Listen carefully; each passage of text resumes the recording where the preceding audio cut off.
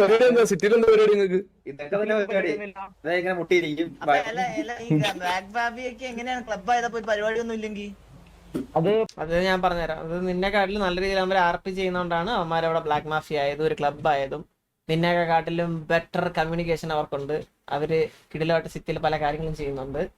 So അതുകൊണ്ടാണ് bro അവര് club ആയത്. ഓക്കെ, നിങ്ങൾ അതുകൊണ്ടാണ് തല്ലുപൊള്ളികളായിട്ട് ഇപ്പോഴും സിറ്റിയിൽ അടി കൊണ്ട് നിരങ്ങി ചത്ത് നാറി പുഴുത്തിങ്ങനെ നടക്കുന്നത്. മനസ്സിലായില്ലേ? അടിയും കൊണ്ട് നാട്ടിൽ തല്ലുകൊണ്ട് എല്ലാവരും തല്ലും വാങ്ങി പുഴുത്ത് അരിപ്പയായിട്ട് നടക്കുന്നത് അതുകൊണ്ടാ. ഓക്കെ, പരിപാടി വരും. കുറച്ച് ആളുകളെ പരിപാടി പോയി നിക്കണം. എന്നിട്ട് ആരും ചൊറയണം. വരുമാന മാർഗം എന്താ? ഇങ്ങനെ നേരത്തെ കണ്ണാ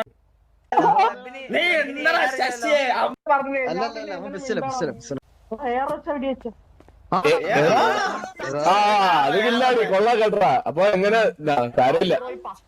ഞാൻ എങ്ങനെ അടി വെക്കാനാ? എടാ ബുദ്ധി ഇല്ലാത്ത മണ്ട. ഒരാളാണെങ്കിൽ ഇവിടെ വയ്ക്കോ?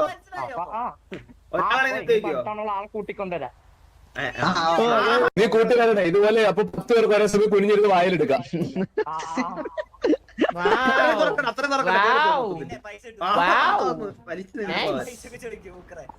പൈസ 500.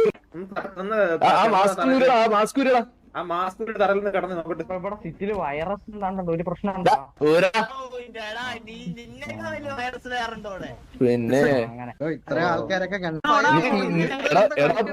നീ വെടിവെക്കുന്ന ഊരി കാണിച്ചിട്ട് ബ്രോ എന്തിനാ ഇറങ്ങി അടിച്ചേ? ഏതാ പേര് കളി പറഞ്ഞൂടല്ലോ. അതെന്താ